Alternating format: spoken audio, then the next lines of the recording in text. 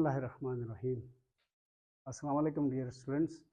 हम पढ़ेंगे आज ह्यूमन मेल रिप्रोडक्टिव सिस्टम, यानी इंसानों के मेल्स का निज़ाम कैसा है। कल मैंने आपको बताया था कि रिप्रोडक्टिव सिस्टम्स की दो तीन खूबियां हैं।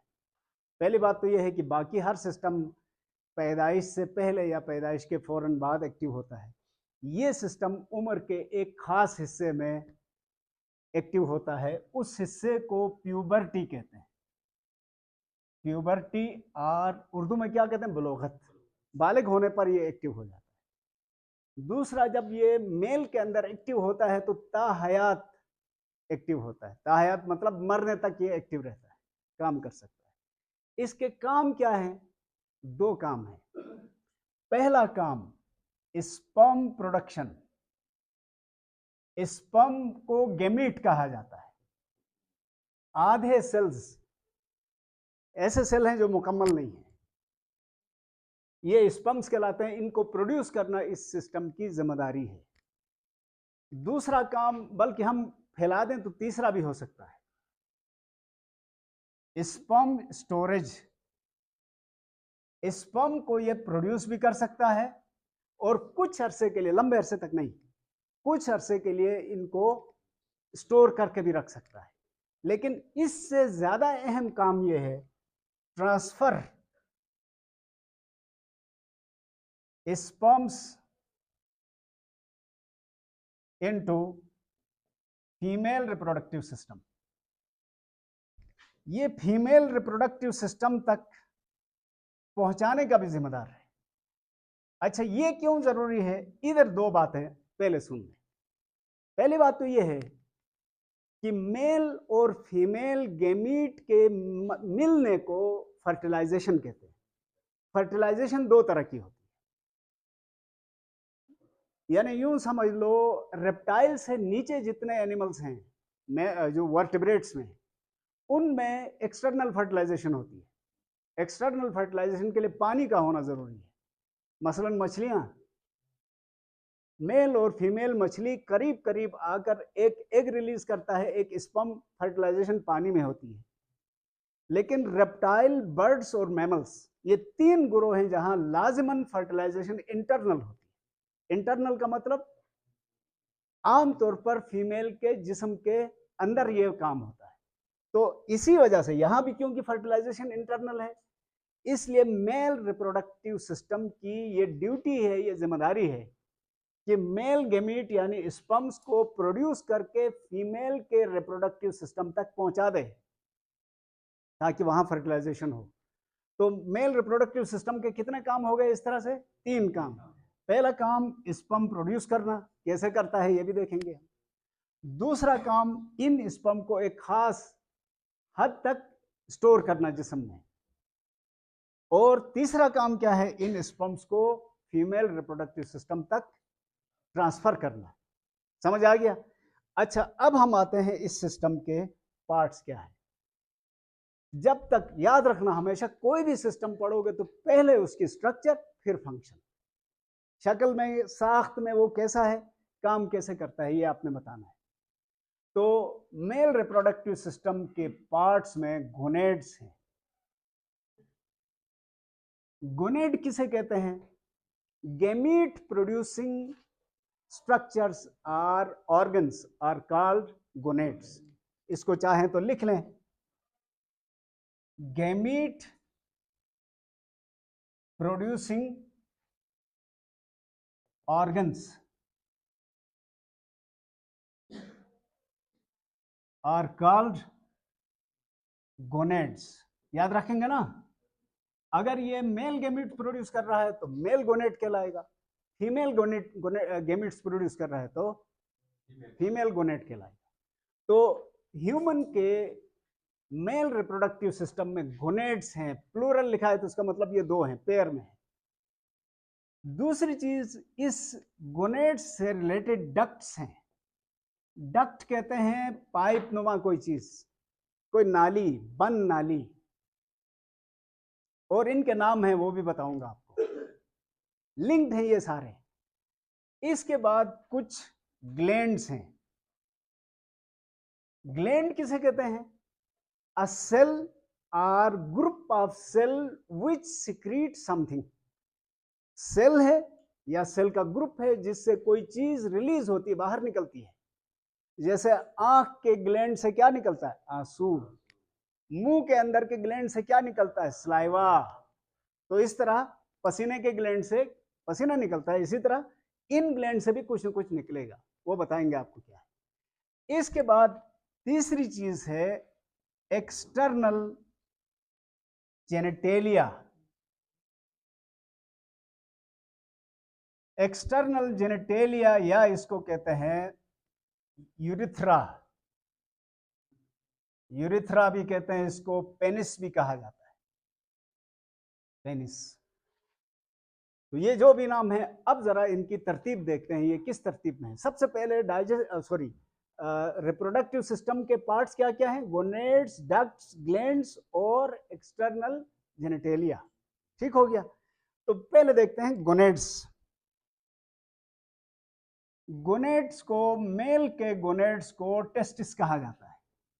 टेस्टिस ये पैर में है, और ये टेस्टिस जिस जगह मौजूद होते हैं इसको कहते हैं स्क्रोटम। इसको क्या कहते हैं? स्क्रोटम।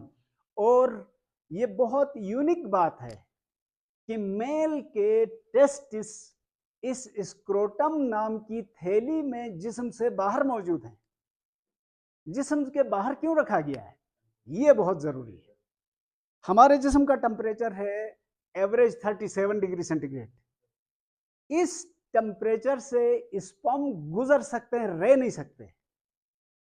स्पर्म थोड़े कम टेम्परेचर पर रह सकते हैं, और स्क्रोटम जिस्म के बाहर लटका के इसलिए रखा गया है कि इसका टेम्परेचर हमारे जिस्म के अंदरूनी टेम्परेचर से कम 4 डिग्री कम होता है।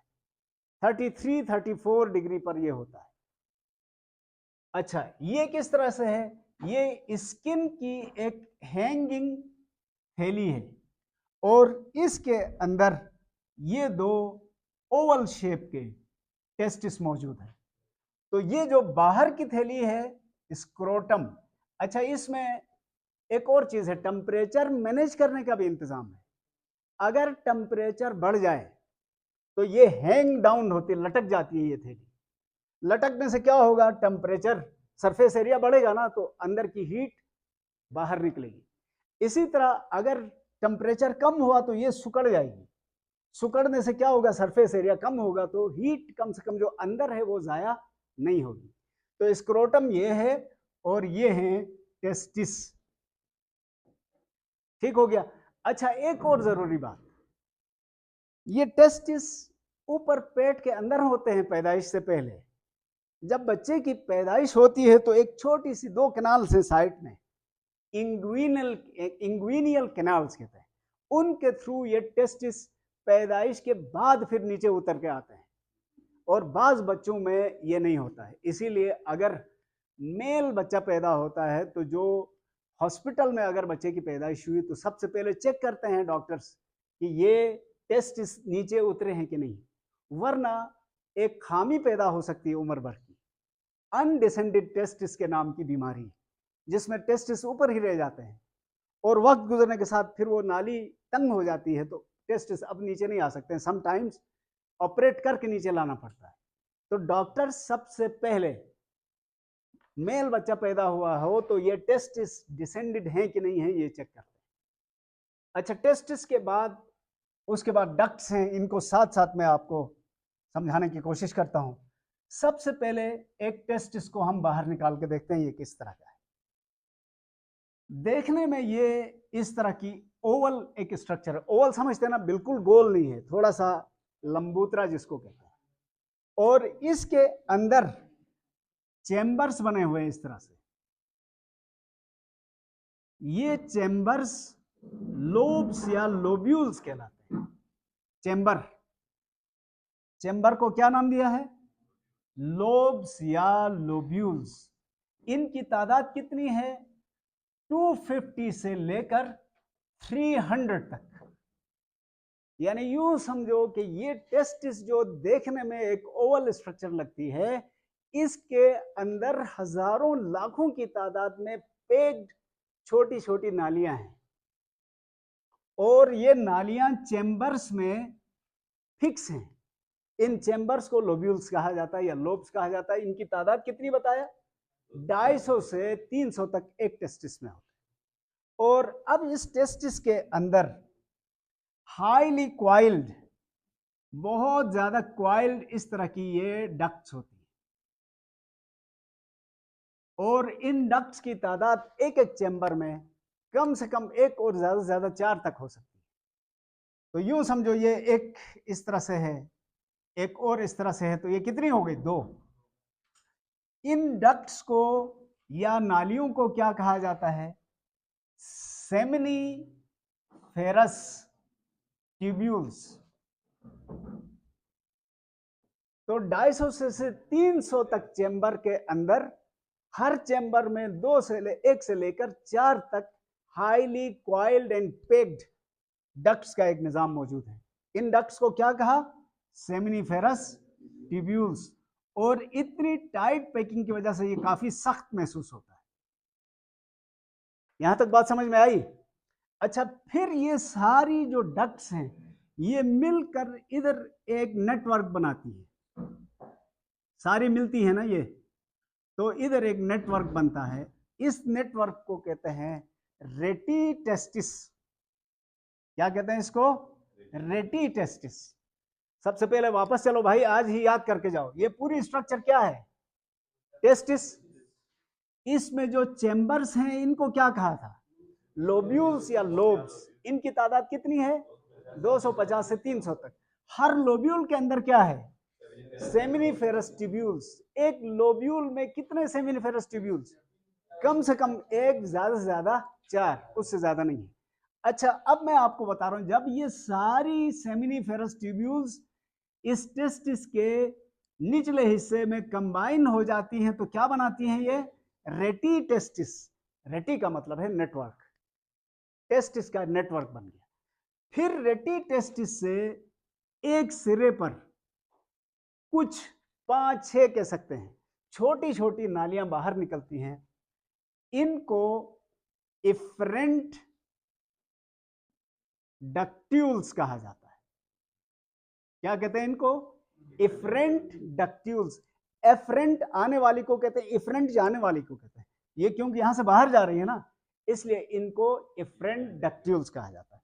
ये सारी इफरेंट डक्ट्यूल्स जब आपस में मिल जाती हैं तो किडनी से, टेस्टिस से बाहर निकलकर एक बहुत ही थिक स्ट्रक्चर में तब्दील हो जाती है। इस थिक स्ट्रक्चर को हाथ लगा के महसूस किया जा सकता है, उभरी हुई स्ट्रक्चर। ये जो उभरी हुई स्ट्रक्चर है इसको कहा जाता है एपिडाइडमिस। इसको क्या कहते हैं? एपिडाइडमिस कहते हैं, एपिडाइडमिस। तो मैं यहां से फिर चलता हूं। लोब्स, उनके अंदर सेमिनिफेरस ट्यूब्यूल्स, सेमिनिफेरस ट्यूब्यूल के मिलने से क्या बना? रेटिटेस्टिस। रेटिटेस्टिस से बाहर क्या निकला? Efferent ductules. इफरेंट डक्ट्यूल्स बाहर आकर एक बहुत ही कॉम्प्लिकेटेड और नेटवर्क की शक्ल में बाहर से लगी हुई क्या स्ट्रक्चर है? एपिडाइडमिस। एपिडाइडमिस याद रखेंगे। दोनों जो टेस्टिस हैं उनके साथ यही मसला है। अब एपिडाइडमिस से क्या बना है ये आपके सामने रखते हैं। मैं इनको मिटाता हूं ताकि हमें डायग्राम मुकम्मल करने में आसानी हो।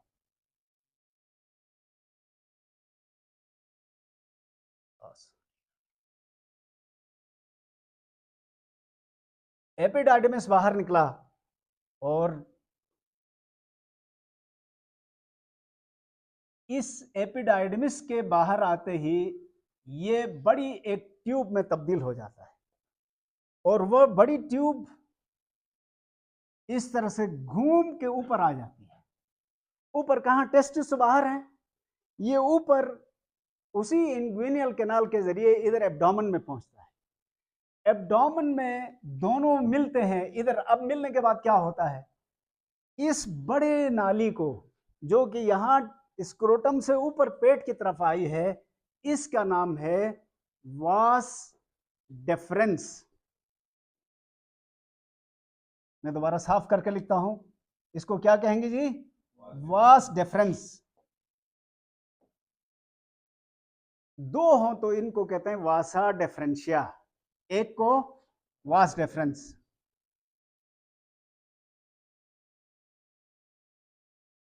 वास डिफरेंस ये होगी। अब देखें, बोलेंगे तो नहीं ना, यहां अंदर क्या था? सेमिनिफेरस ट्यूब्यूल, इनसे क्या बना? रेटिटेस्टिस, इससे क्या निकला? एफरेंट डक्ट्यूल्स, इससे क्या बना? एपिडाइडेमिस। एपिडाइडेमिस से अब क्या बन रहा है? Vas deferens. वास डिफरेंस इधर पहुंच गई है, ऊपर पेट में आ गई समझ। इसके करीब से यहां पर ये है सेमिनल वेजिकल। सेमिनल वेजिकल एक छोटा सा ग्लैंड है, इससे एक और छोटी डक्ट आती है और ये दोनों वास डिफरेंस और ये आपस में मिल जाती है। मिलने के बाद अब इसका नाम चेंज हो गया, अब इसका नाम है इजैकुलेटरी डक्ट। इसका नाम क्या है अब? Ejaculatory duct.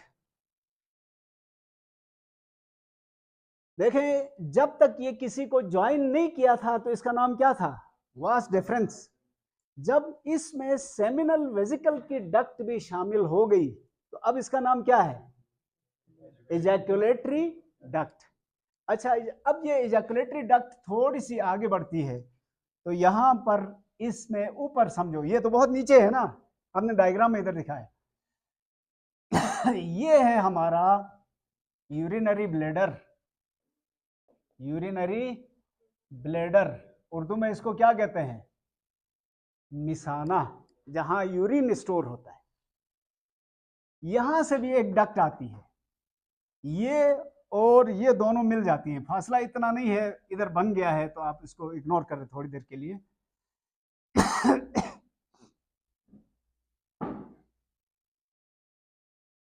ये दोनों मिल गई। मिलने के बाद अब और बड़ा पाइप बन गया, इस पाइप को अब कहा जाएगा यूरिथ्रा। क्या कहेंगे इसको? यूरिथ्रा। यानी नाम बदल रहे हैं मेरे भाई। Seminiferous tubule, rete testis, efferent ductules, epididymis, vas deferens, ejaculatory duct, और अब क्या है? यूरिथ्रा। यूरिथ्रा का नाम कब लग गया? जब यूरिनरी ब्लैडर से यूरिनरी डक्ट आके इसमें शामिल हो गई। अच्छा, अब इधर पर क्या, इधर क्या सिलसिला होगा? इसके ऊपर जब ये मिल जाते हैं तो यहां एक बहुत बड़ा ग्लैंड मौजूद होता है, इस ग्लैंड के अंदर से गुजरता है ये इस ग्लैंड को कहा जाता है प्रोस्टेट ग्लैंड। क्या कहते हैं इसको? Prostate gland. प्रोस्टेट ग्लैंड से और थोड़ा आगे बढ़े तो एक और ग्लैंड है इधर, ये यूरिथ्रा उसके भी अंदर से गुजरता है। उस ग्लैंड का नाम है बल्बो यूरिथ्रल ग्लैंड। इसका नाम क्या है? बल्बो यूरिथ्रल ग्लैंड है इसका। बल्बो यूरिथ्रल ग्लैंड को कॉपर्स ग्लैंड भी कहते हैं। अच्छा, इससे भी होकर जब ये नाली बाहर निकली तो ये तो यूरिथ्रा ही है, लेकिन इसके गिर्द मसल का एक कवर चढ़ जाता है। मसल के, मैं डिटेल में नहीं जाना चाह रहा, बस यूं समझ ले, मसल का इस तरह का एक कवर चढ़ जाता है और अब इस कवर को पेनिस कहा जाता है। यहां से आगे, इसका मतलब जब तक ग्लैंड्स हैं ये पेनिस नहीं है, तब तक ये क्या है? यूरिथ्रा है।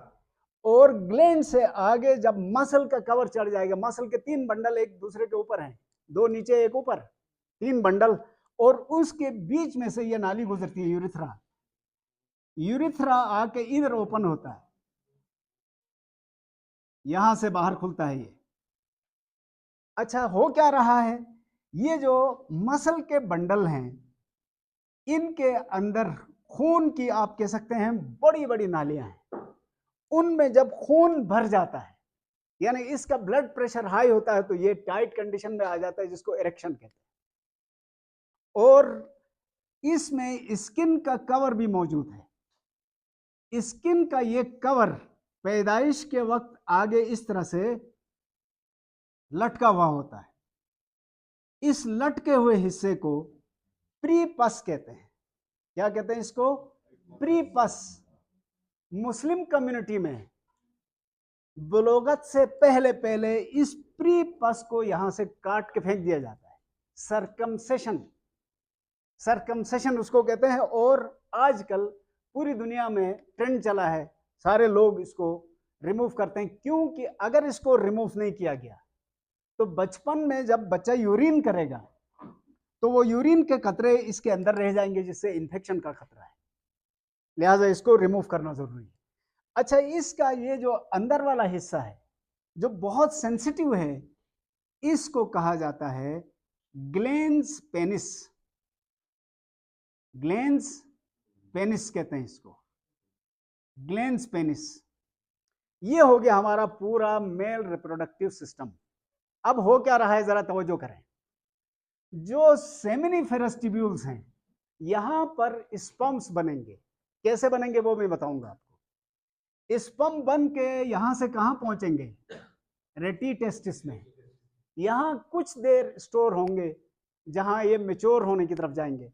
यहां से इनको फिर एफरेंट डक्ट्यूल के जरिए एपिडाइडमिस में स्टोर किया जाएगा। एपिडाइडमिस में भी 3-4 दिन तक स्टोर हो सकते हैं। अगर स्टिमुलस मिले, कोई वजह मिले, तो फिर ये यहां से वास डिफरेंट के जरिए इधर पहुंचेंगे। जब इधर पहुंचे इजैकुलेटरी डक्ट में, तो उस वक्त ये सेमिनल वेसिकल्स अपनी सिक्रीशन इसमें शामिल करेंगे। इस सिक्रीशन को लेकर जब ये यहां पहुंचेगा, तो यहां पर प्रोस्टेट ग्लैंड अपनी सिक्रीशन ये भी शामिल करेगा। और फिर ये और आगे बढ़ेंगे तो ये भी अपनी सिक्रीशन शामिल करेगा। और फिर इन 3 ग्लैंड की सिक्रीशन और यहां से आए हुए स्पर्म सब मिलकर क्या कहलाएंगे? सेमिन्स। उसको कहते हैं सेमिन्स। इस सेमिन में 10% स्पर्म्स हैं और 90% सिक्रीशंस हैं। किसकी सिक्रीशंस? इन 3 ग्लैंड्स की। दोबारा सुनो बेटा, सेमेन एक कलेक्टिव नेम है, उसके 2 हिस्से हैं। 10% सेमेन में क्या है? स्पर्म्स जो टेस्टिस के अंदर प्रोड्यूस हुए थे। और 90% क्या है इसमें? 3 ग्लैंड्स की सिक्रीशंस।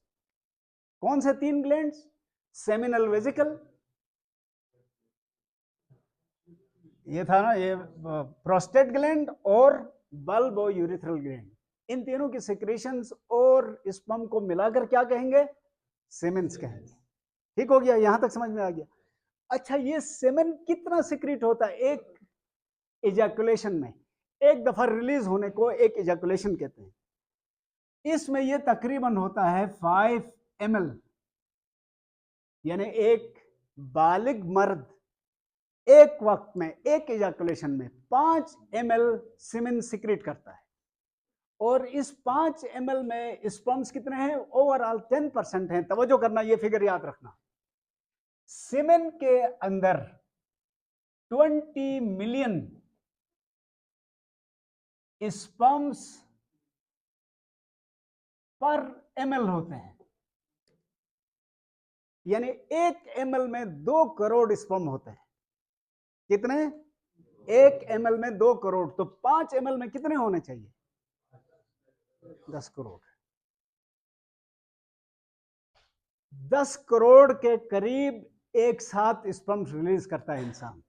हाँ, एक बात और है, अगर 4-5 दिन तक स्पर्म यहां बने और रिलीज नहीं हुए तो वो डिजनरेट करके रिसाइकल किए जाते हैं, दोबारा इस्तेमाल होते हैं। और इसको स्पर्म काउंट कहते हैं। ये 20 मिलियन मैंने रफली बताया है, 20 से 22 मिलियन तक हो सकते हैं। तो यूं समझो 10 करोड़ से भी ज्यादा स्पर्म प्रोड्यूस होते हैं, 10 से 12 करोड़ एक वक्त में। और अगर उससे कम हुए तो इसको कहते हैं लेस स्पर्म काउंट। ऐसी सूरत में फर्टिलाइजेशन के चांस कम होते हैं और ऐसे मेल एग को फर्टिलाइज करने के काबिल नहीं होते। लिहाजा स्पर्म काउंट जिनका नॉर्मल या इस रेंज से ज्यादा है उनमें रेट ऑफ फर्टिलाइजेशन ज्यादा है। यहां से एक और चीज का अंदाजा लगाओ, 10 से 12 करोड़ स्पर्म एक साथ रिलीज कर रहे हैं और उसके मुकाबले में एग कितने प्रोड्यूस हो रहे हैं? एक। ये इतने बल्क में प्रोड्यूस होकर एग तक पहुंचना कितना मुश्किल है, जिसको कहते हैं लाखों में एक। यहां लाखों में एक नहीं, करोड़ों में एक को चांस मिलता है एग तक पहुंचने का, बाकी सारे रास्ते में जाया हो जाते। अच्छा, अब सरसरी तौर पर देखते हैं इनकी सिक्रीशन में क्या है। सबसे पहले है तो पानी, ये तीनों पानी सिक्रेट करेंगे।